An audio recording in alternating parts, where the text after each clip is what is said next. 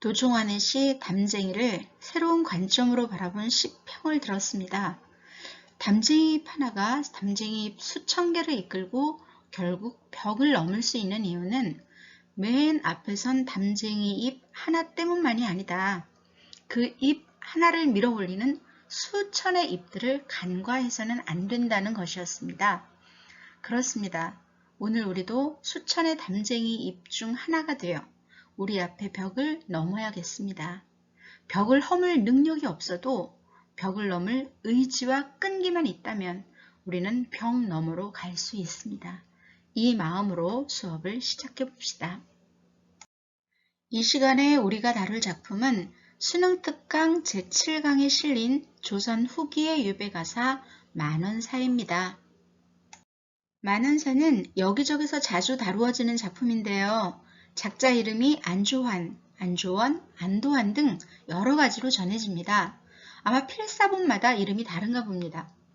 이 작품은 중인 출신의 작자가 공무상의 개인 비리로 추자도에 유배되어 쓴 것으로 귀양살이의 어려움을 토로하고 자신의 잘못을 뉘우치는 내용을 담고 있어서 자신의 결백함을 주장하거나 연군 지정을 강조하고 있는 조선 전기의 양반 유배 가사와는 그 성격이 조금 다르답니다.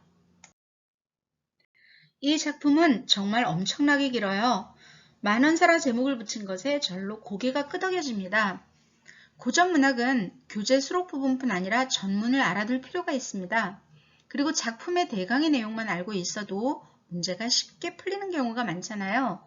그래서 전문을 다루어 볼까 했는데 하도 길어서 앞부분은 좀 생략했습니다. 생략된 부분의 내용은 자기의 출생, 어린 시절 어머니를 여의고 외가에서 성장한 것, 좋은 계모를 만난 것, 20세에 결혼하고 글 공부하여 벼슬에 나간 것, 그래서는 한참 잘 나가던 시절 위세를 떨며 살던 것, 결국은 그로 인해 죄를 짓게 되고 유배형을 언도받아 추자도까지 이동해 오는 과정 등입니다. 이제 추자도에 도착한 시점부터 살펴보도록 하겠습니다. 수로천리. 자, 한양에서 출발해서 마지막 육지 땅끝마을 해남까지 왔었거든요. 거기에서 추자도까지의 뱃길을 수로천리라고 표현한 거예요. 자, 그것을 다 지나서 추자섬이 여기로다. 자, 추자섬에 도착했어요. 도중, 도는 섬도자거든요. 그러니까 도중은 추자섬 아니라는 얘기예요. 들어가니 적막하기가 태심, 지극히 심했다고요. 사면으로 돌아보니 날 알 사람이 누가 있으리. 보이는 것은 바다요, 들리는 것은 물소리라. 벽해 상전 갈린 후에, 벽해는 푸른바다, 상전은 뽕나무 밭이니까요. 바다와 육지를 가리킵니다. 바다와 육지가 지각 변동에 의해서 이렇게 딱 갈라진 후에 모래가 모여서 섬이 됐는데 그게 바로 추자섬이에요. 이 섬이 생길 때는 천작 지옥이로다. 자, 빗대었어요. 지옥에 하늘천 지을짝. 하늘이 이 추자섬을 만들어낼 때 지옥으로 만들어낸 거라고요. 해수로 성을 싸고 운산으로 물을 지어. 해수는 바닷물이에요. 섬이니까 삥 둘러 바닷물이 에워싸고 있을 거 아니에요. 그것을 성에 빗대었어요. 그리고 구름산으로 문을 지어서 세상이 끊쳤으니 이 추자도가 세상과 단절된 곳이라고요. 따라서 인간은 아니로다. 인간은 사람이 모여 사는 세상을 말하는 거라 그랬잖아요. 그럼 인간이 아니면 여기가 어디야? 지옥이죠. 풍도섬이 어디면요 지옥이 여기로다 라고 말하고 있지만 풍도섬을 몰라서 하는 말이 아니고요. 여기가 바로 지옥이야 지옥이야 라고 말하는 거거든요. 풍도는 지옥을 가리키는 도교식의 표현입니다. 도교에서는 지옥을 풍도라고 한다고요. 어디로 간단 말인가? 누구의 집으로 간단 말인가? 눈물이 가리우니 걸음마다 엎어질 듯하다. 이 집에 가서 의지하자 해도 우리 집 가난해서 받아줄 수 없어요. 핑계하고 저 집에 가서 의지하려고 해도 이러이러한 까닭이 있다, 연고가 있다라고 하면서 칭탈하네. 자, 칭탈, 핑계, 똑같은 표현입니다. 이 집, 저 집, 아무 데인들, 적객주인 누가 좋다고. 네, 이해할 만해요. 자, 적객은 귀양살이온 나그네를 말합니다. 바로 이 작품의 화자를 가리키는 표현이죠. 그 귀양살이온 나그네를 맡아주는 집을 적객주인이라고 말하는 거예요. 자, 아무도 안 받아주니 관력으로 핍박하고, 자, 관력은 공권력입니다. 관가에서 힘으로 억압을 해가지고 억지로 나를 그 집에 받아주도록 한 거예요. 자, 새 부득이 맡았으니 관차더러 못한 말을, 관차는 아전 혹은 사령, 오늘날로 얘기하면 구급 공무원, 나를 그 집까지 안내해 준 사람, 네, 그 사람은 말하자면 공무원이잖아요. 관리잖아요. 그러니까 한마디도 덤비지 못하고 만만한 나에게 주인이 오만 소리를 다하면서 화를 내는 거죠. 세간 그릇 흩던지며 역정합니다. 화를 내어 하는 말이, 자, 파란색 부분 보세요. 바로 내가 들게 된 그 집의 주인이 나에게 퍼붓는 욕설입니다. 저 나그네 생각해보소. 자, 저 나그네는 바로 적객으로 온 화자인 나를 가리키죠. 주인, 자기를 가리킵니다. 말하는 사람. 나 아니 불쌍한가. 이 집 저 집 잘 사는 집 한두 집이 아닌데. 관인네는 인정받고 손님네는 호감 들어. 관인네는 관가의 사람이라는 뜻이거든요. 관가 사람이 인정을 받았다는 말은 뇌물 받았다는 뜻이에요. 그러니까 잘 사는 집이 많은데 그 잘 사는 집들이 뇌물을 줘서 자기네 집으로 적객을 못 오도록, 받지 않도록 이렇게 만들었다는 거죠. 그리고 손님네, 바로 나그네인 적객인 나를 가리킵니다. 혹은 미혹된 말, 이 집에는 너를 받아줄 거야. 자, 이런 말을 듣고 구태여 내 집으로 연분이 써와 계신가. 내 살이 단박한 줄, 살이는 살림살이를 말해요. 단박하다는 건 깨끗하다는 거니까 살림살이가 없다는 뜻이죠. 못 산다는 뜻입니다. 보시다야, 오늘날 표현으로는 보다시피 이렇게 바꿔야 되겠네요. 보다시피 내 살림살이가 담백한 것을 모르지 않지 않느냐, 모르겠느냐. 앞뒤에 전답 없고 논도 없고 밭도 없어요. 나는 뭘로 먹고 살아요? 물속으로 생애. 생애는 생활, 생계를 꾸려가는 걸 말하는 거예요. 그러니까 물속, 물일을 한다는 거죠. 아마 뭐 잠수를 하거나 물고기를 잡거나, 네, 이런 노릇을 해가지고 살림살이 생계를 이어가고 있습니다. 앞 언덕에서 고기를 낚아 운역, 웃동네에 장사 가니 산망 얻어 보리섬이 믿을 것도 아니로세. 산망은 그물을 얘기하는 것이거든요. 그러니까 나는 농토는 없고 어부 내지는 그 잠수해서 물고기 잡아서 그거 팔아가지고 그거 뭐라고 하죠? 네, 해녀? 뭐 이런 거 남자면 해본가요? 그런 거 해가지고 먹고 사는 사람이에요. 그러니까 산망을 얻었다는 건 물고기를 얻었다는 거예요. 그물을 가리키니까. 그걸 가지고 곡식을 바꾸는데 그거 믿을 만한 게 아니라는 말은 잘 못 산다는 거죠. 넉넉지 못하다는 의미입니다. 신겸처자. 자, 신은 말하고 있는 주인 자기 자신, 그리고 아내와 자식과 식구가 3명이래요. 호구하기 어렵거든. 호구라는 말은 입에 풀칠하다 이런 뜻이거든요. 우리 식구 먹고 사는 것도 입에 풀칠하기가 어려운데 양식 없는 나그네는 무엇을 먹고 살려는고. 그러니까 자기네 집에 들었다면 그래도 사람의 인정상 굶겨 죽일 수는 없잖아요. 그죠? 그러니까 뭐라도 좀 먹을 것도 나눠 먹고 이래야 되는데 우리 식구 먹고 사는 것도 힘들어 죽겠는데 당신 도대체 무엇을 어떻게 먹고 살 수 있겠는가 이러면서 막 화를 내는 거죠.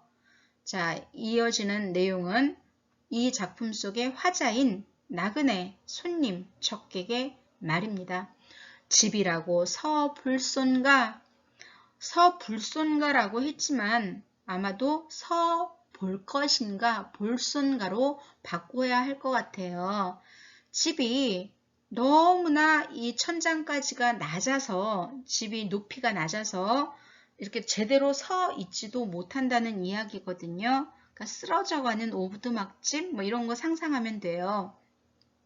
집이라고 서 볼 수나 있겠는가.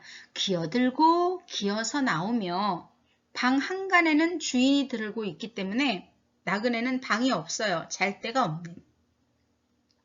띠자리 한입 주어. 띠는 풀줄기라고 했잖아요. 풀 이름이라고 했잖아요.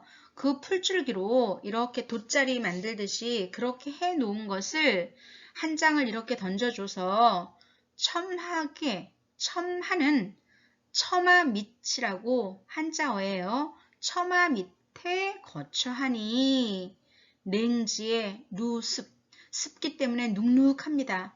짐승은 짐승인 거 알죠? 여기에서는 벌레들이에요.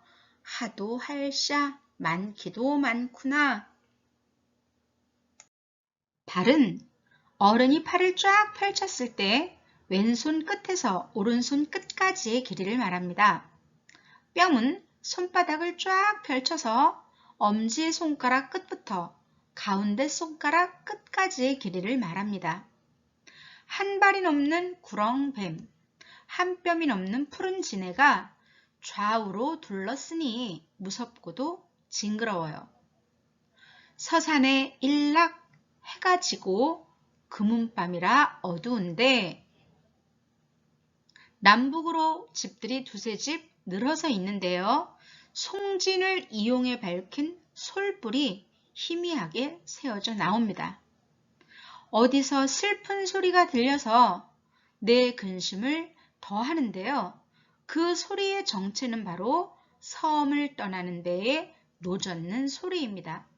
그 배는 화자를 태워온 배일 텐데 이제 떠나버리는 것이니 화자는 완전한 고립감이 느껴졌겠죠. 별표는 표식으로 삼는 별을 말합니다. 방향을 알 수 있는 북극성 같은 거요. 눈물로 밤을 새우고 아침에 조반드니 어제 그렇게 화를 내며 뭐라고 해대더니 그래도 아침밥은 들여보내 주었네요. 밥상을 보니 덜 쓸은 보리밥에 무장덩이 한 종자입니다. 자, 쓸은의 기본형은 쓸타인데요. 그것의 의미는 찧어서 껍질을 벗기고 깨끗하게 하다 라는 의미입니다. 무장은 메주를 소금물에 담가 익게 한 뒤에 끓이지 않고 다리지 않고 그냥 먹는 장이니 맛이 좋진 않겠죠. 즉 껍질 덜 벗긴 거친 보리밥에 막된장 한 종지를 아침밥으로 받았네요. 한 숟가락 떠먹어보고 풀어지지도 않은 메주덩어리는 내어놓고. 그런데 이런 식사마저도 끼니마다 먹을 수 있는 게 아니에요. 그도저도 아주 없어 굶을 적이 사이사이다. 여름날 긴 날에 배가 고파서 어렵구나. 의복을 돌아보니 한숨이 절로 난다. 남방, 남쪽 지방이라는 뜻이죠. 염천은 찌는 듯한 무더위를 말합니다. 자, 남방염천, 무더위에 빨지 못한 누비바지. 네. 누비바지는 솜을 이렇게 중간에 두고 이리저리 박아서 만든 바지를 말하는데요. 아마도 화자가 추자도에 도착한 것은 여름이지만 한양에서부터 출발해서 이송이 되었으니까 처음에 한양에서 출발할 때는 추운 날씨였나 봅니다. 그때 입은 누비 바지를 여적지 입고 있는 거예요. 그 바지가 땀이 배고 땀이 올라 굴뚝을 막은 덕석처럼 되었습니다. 굴뚝 막은 덕석은 옛사람의 속담인데요. 검고 더러운 옷이나 물건 따위를 가리키는 비유적 표현입니다. 자, 이렇게 상황을 속담에 빗대어 표현하는 방법을 풍류법이라고 해요.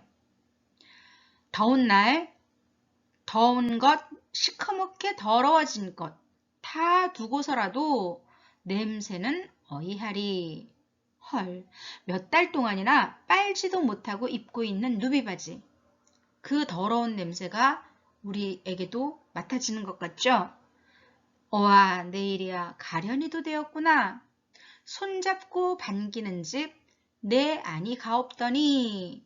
자, 과거에는 나를 반겨주던 집들도 방문하지 않았었더니 지금 이 추자도에 귀양 와서는 등 밀어 내치는 집에 구차하게 빌붙어 있어요. 과거 내가 즐기던 옥식 진찬, 다른 말로는 진수성찬이죠.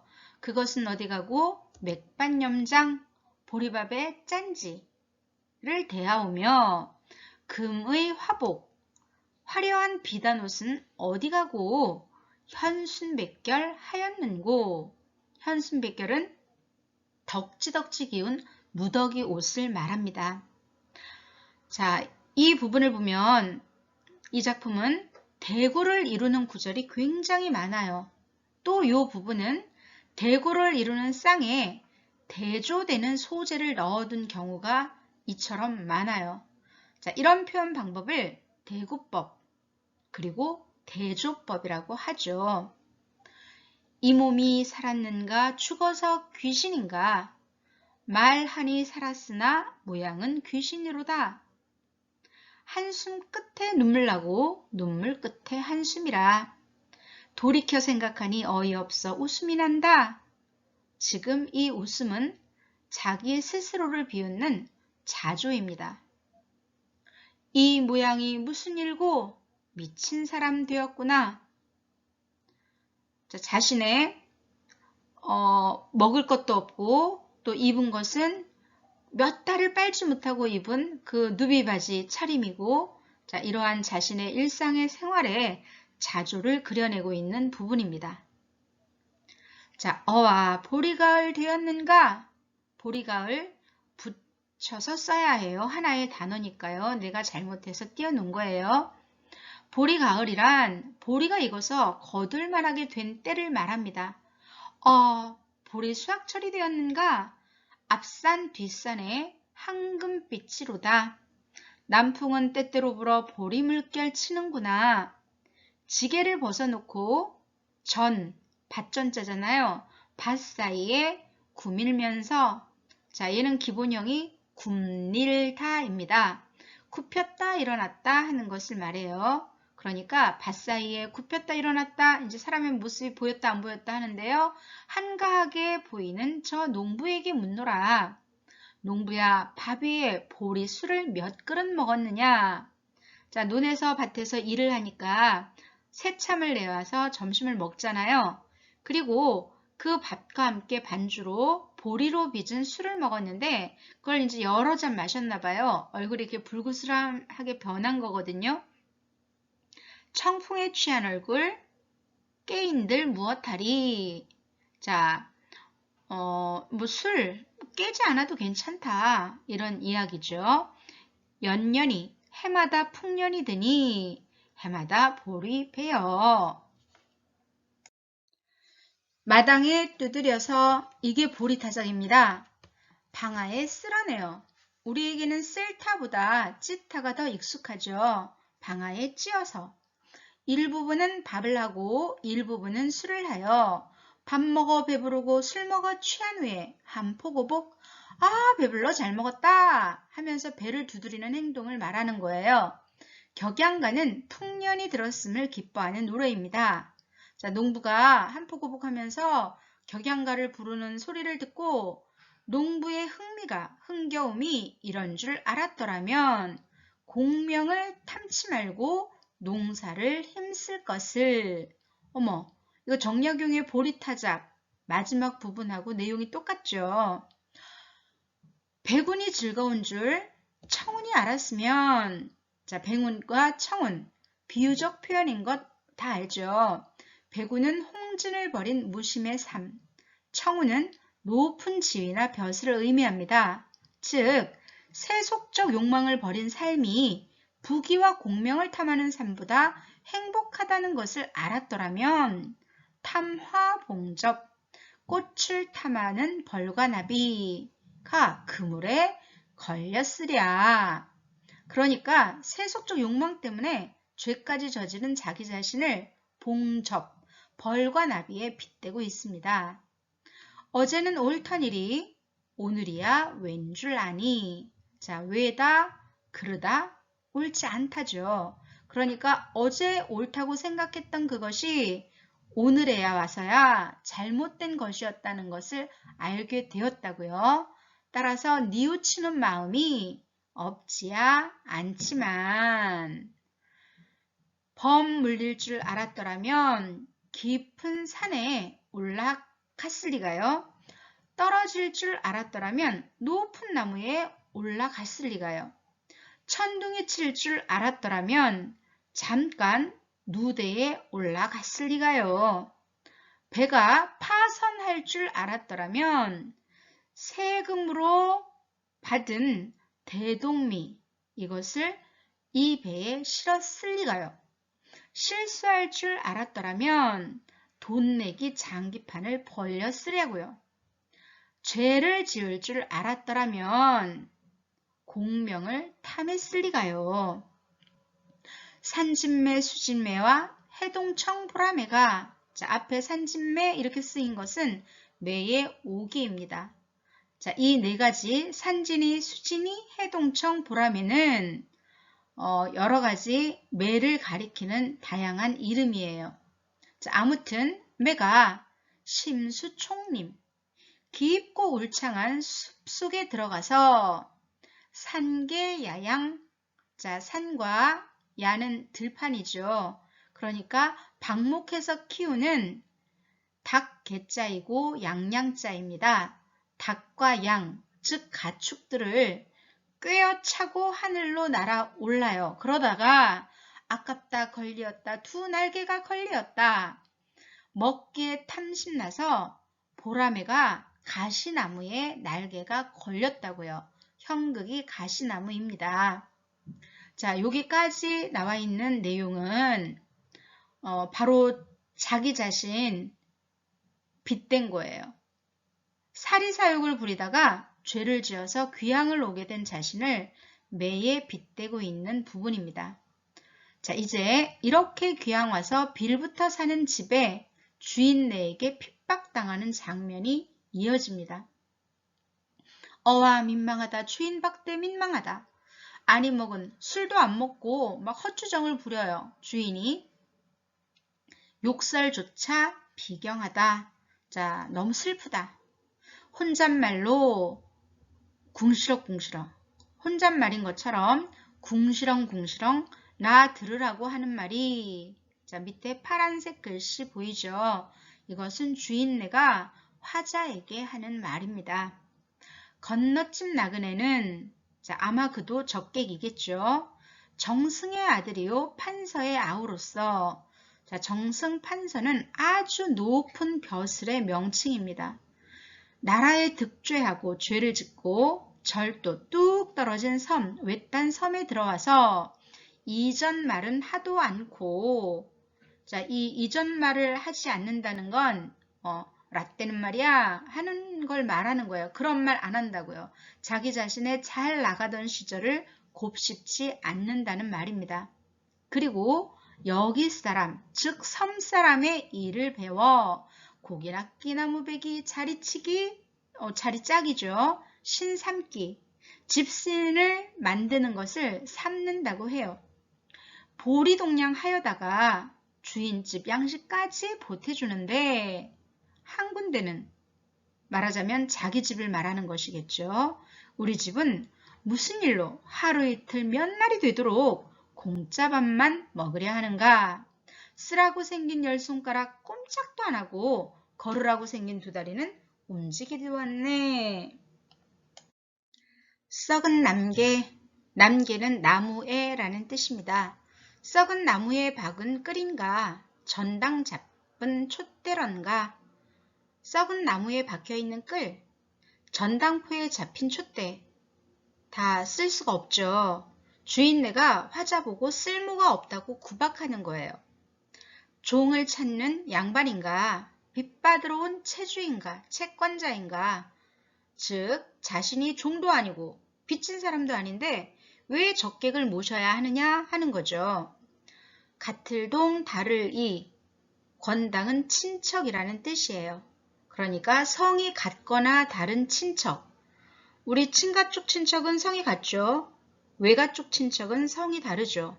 아무튼 친척도 아니고 풋나체, 즉 방금 사귄 친구도 아닌데 왜 자기가 대접을 해야 하냐 이런 말입니다. 양반인가 상인인가 병인인가 편편인가? 어머, 이 작품의 두드러진 표현 방법으로 열거법도 꼽아야 하겠어요. 자, 병인은 병자, 반편인은 바보, 지적 장애를 가진 사람을 가리킵니다. 화초라야 둘러두고 볼 것이고 괴석이라야, 자, 괴석은 영화 기생충에서 박서준이 최우식에게 준 돌덩이 있잖아요. 그런 걸 말해요. 괴석이라야 관상용으로 보고 즐기기라도 하지. 은혜 끼친 일이 있어 특명으로 먹으려나. 자, 이건 건말이고요. 속뜻은 우리 집에 은혜 끼친 일도 없으면서 임금이 내리는 특별한 명령으로 혜택을 받고 있다. 이렇게 구박하는 거예요. 자, 저 지은 죄, 지가 지은 죄를 내가 알게 뭐야? 또 저의 설음 누가 알아준다고? 밤낮으로 우는 소리, 한숨 쉬고 슬픈 소리 듣기에 즈즈하고 짜증난다는 거죠. 보기에 귀찮도다. 자, 이렇게 주인네가 화자인 나를 구박합니다. 자, 그것을 듣는 내 마음, 화자의 마음 한 번 듣고 두 번 듣고 분통 터진다고요? 그렇기도 하다마는 풍속을 보아하니 해연이 막심하다. 추주도라는 섬사람들의 풍속을 보니 해연 참 이상하고 놀라워요. 자, 왜 놀라운 생각이 들었냐? 인륜이 없어요. 그리고 남녀를 구분짓지 않아요. 사투리도 이상해요. 그래서 부자, 아버지와 자식 사이에 싸움이 그치질 않아요. 그리고 부부가 유별해서 남편, 아내 할 일이 서로 다른데요. 아내가 계집이 막 등짐을 지고 다녀요. 그리고 존객도 몰라봐요. 자, 존객이란 객은 손님, 나그네라는 뜻이고요. 존은 나그네를 이렇게 대접하는 것을 말합니다. 그런 풍속 알지도 못해요. 다만지 아는 것이, 자, 다만 뒤에 지가 붙었는데요. 이거는 차가운 아이스 커피랑 똑같은 거예요. 자, 다만이라는 뜻을 가진 한자, 지자가 있는데 그걸 그냥 붙여서 이렇게 말한 거죠. 손꼽아 주인 헤매. 그러니까 계산밖에 할 줄 몰라요.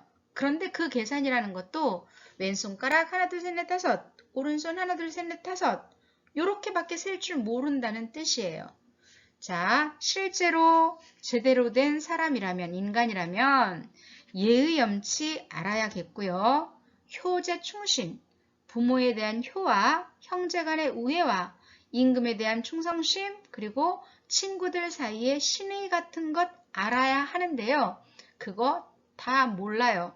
그리고 몇 가지 가지고 지극한 효라고 생각하니 실제로 효도 몰라요.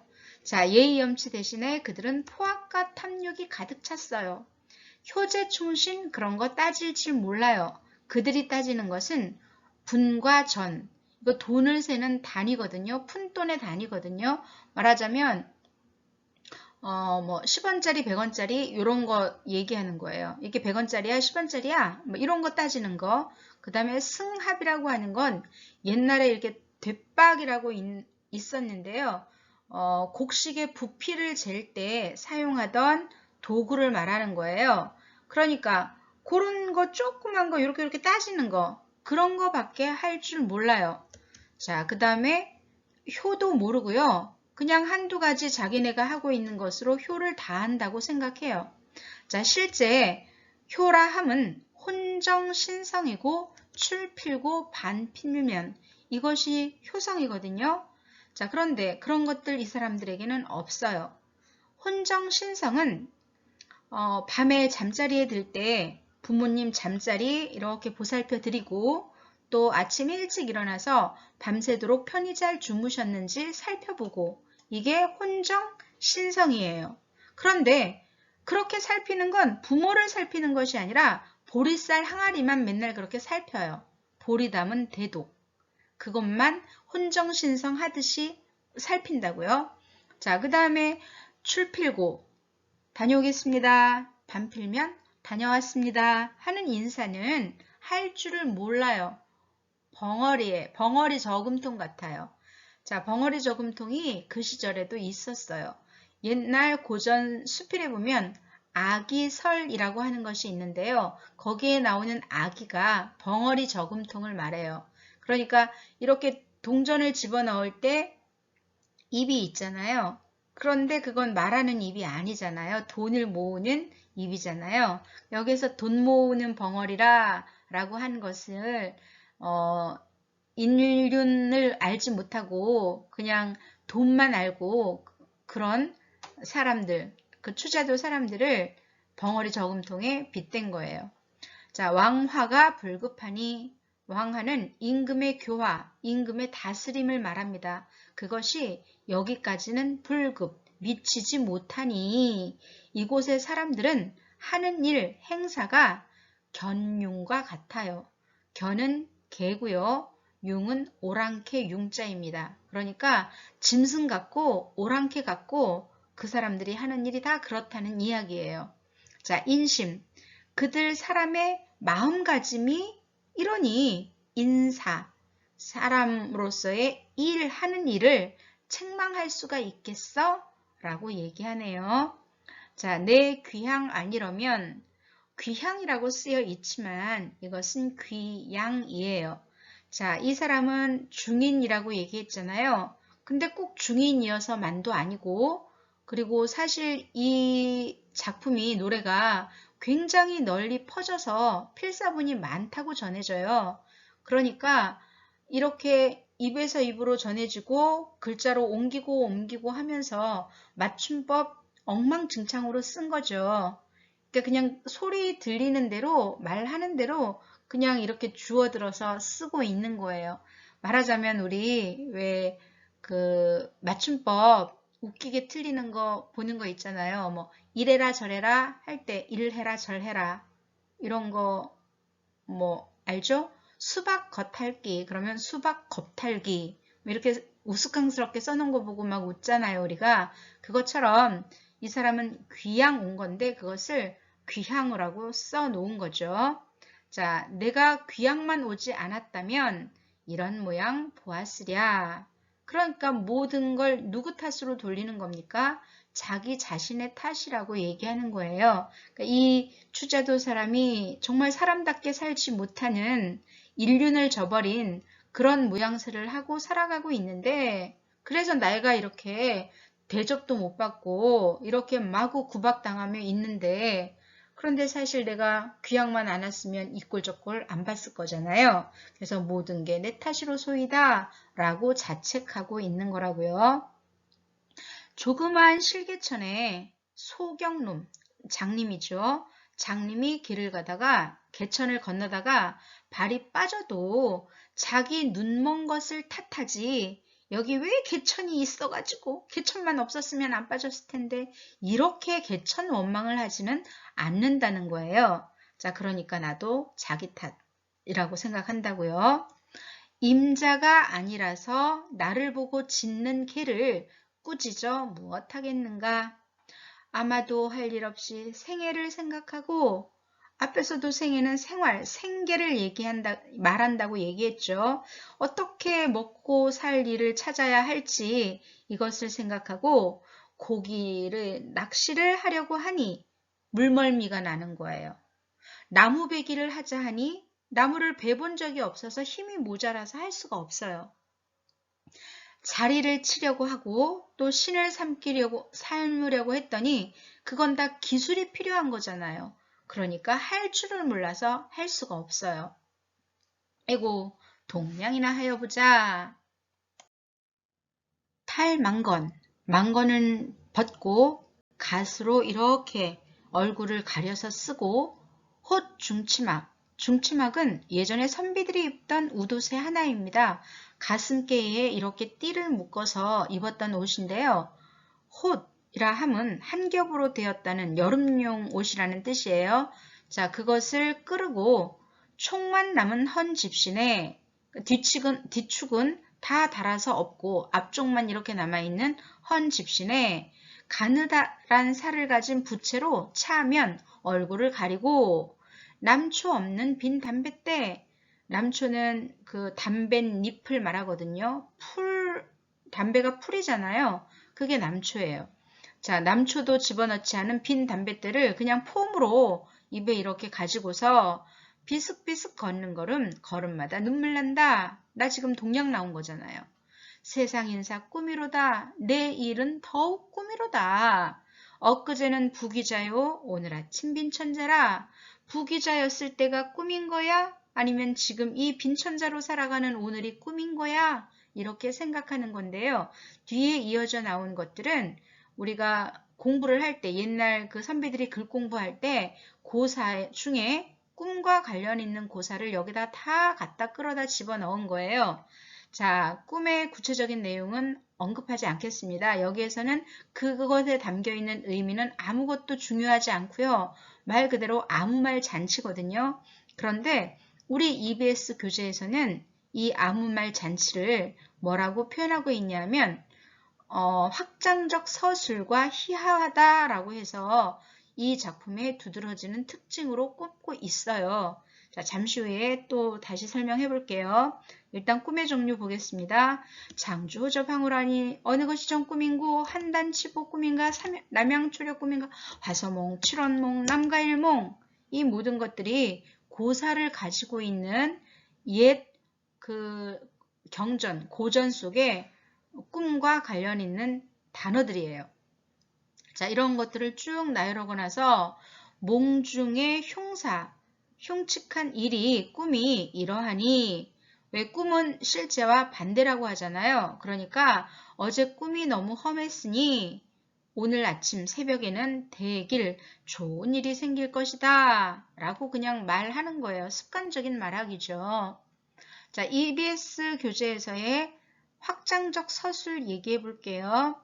확장적 서술은 지금 이 경우는 유사한 상황이나 구절을 반복적으로 나열해서 제시했잖아요. 그러니까 내가 이 인생은 덧없는 꿈이고 또 내가 지금 처한 이 처지가 꿈만 같은데 과연 과거에 부귀자였던 게 꿈이야? 지금 내가 살고 있는 이 현실이 꿈이야? 라고 말하면서 온갖 꿈의 종류들을 나열해 놓았잖아요.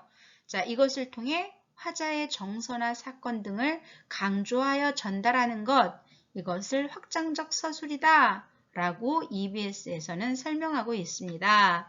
자, 그러면서 이어지는 내용 중에도 이제 자신을 귀향달이라고 동네 사람들이 이렇게 손가락질 흉보는데요. 그 단어에서 또 확장적 서술을 하게 되는데요. 이제 살펴볼게요. 가난한 집 지나치고 넉넉한 집 몇 집인가? 어느 집이 넉넉한 집인가? 자, 살인문을 들어가려고 하다가 아이고 들어갈까? 마당에 섰자 하랴.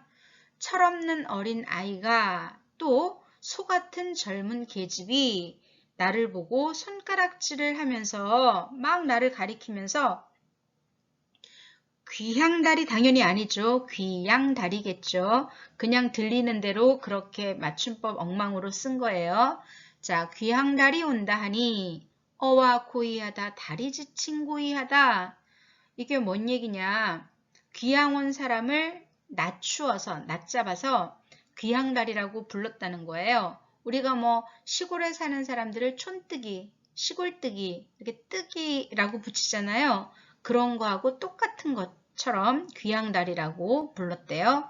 자, 그러니까 그 달이라는 표현 자체가 어머 이상해. 이제 그러면서 뒤에 이어지는 쭉 내용들이 그냥 달이라는 글자를 붙여서 만들어질 만한 합성어들을 쭉 나열해 놓은 거예요. 구름다리, 징검다리, 돌다리, 토다리. 토다리는 흑달이겠죠. 춘정월, 15야, 상원야, 밝은 달에 자, 봄 정월 15일이면 여러분도 알다시피 정월 대보름이잖아요. 그 정월 대보름의 보름달, 밝은 달에 장안 시상, 장안 중심과 12달이 다리마다 바람이 불어. 자, 밝은 달밤에 정월 대보름에 온갖 행사들이 장안 거리에서 펼쳐졌겠죠. 그러니까 수많은 사람들이 마구마구 모여들었을 거 아니에요. 자, 그 장면 이제 묘사하는 거예요. 옥호 금주는 다리다리 배반이요. 자, 옥호는 옥으로 만든 호리병, 술병입니다. 금주는 금으로 만든 술동이. 역시 다 술과 관련 있는 거죠. 그것들을 다리다리 배반, 잔 배자이고요. 쟁반 반자입니다. 그러니까 막 술과 음식을 즐기고 있는 그 정월 대보름의 장안의 거리 풍경을 묘사하고 있는 거예요, 지금. 자, 적성가곡 노랫소리 들려요. 그 노랫소리 다리다리마다 울려 퍼지면서 풍류를 느끼게 한다고요. 윗다리, 아랫다리, 썩은 다리, 헛다리, 철물다리, 판자다리, 두 다리 돌아들어. 네, 이게 무슨 다리인지 고민하지 말라고 했어요. 그냥 다리를 붙일 수 있을 만한 온갖 단어들을 네, 말 그대로 아무 말 대잔치. 그런데 EBS에서는 학문적으로 확장적 서술이라고 말하는 그거라 그랬죠. 중촌을 올라가서 광통다리, 구분다리, 수표다리. 자, 실제로 오늘날에도 그 현존에 있는 다리 이름도 들어가 있어요. 예를 들면 광통교, 또 수표교, 효경교, 마전교, 그리고 밑에 황학교. 이 다리의 이름은 오늘날까지 서울 시내에 남아있는 다리 이름이에요. 자, 아령이 곁다리라 토로 올라 중학다리 다리 나려 다리를 내려가면 향다리요. 동대문 안에 첫다리며 서대문 안 학다리, 남대문 안 수각다리, 모든 다리 밟은 다리. 네, 그러니까 앞에 있는 뭐 다리다리 하는 것은 교각을 가리키는 표현이잖아요. 그러다가 이제 사람의 다리로 옮겨옵니다. 이 다리 저 다리 금시초문 귀양다리. 수종다리 습다리인가 천생이 병신인가.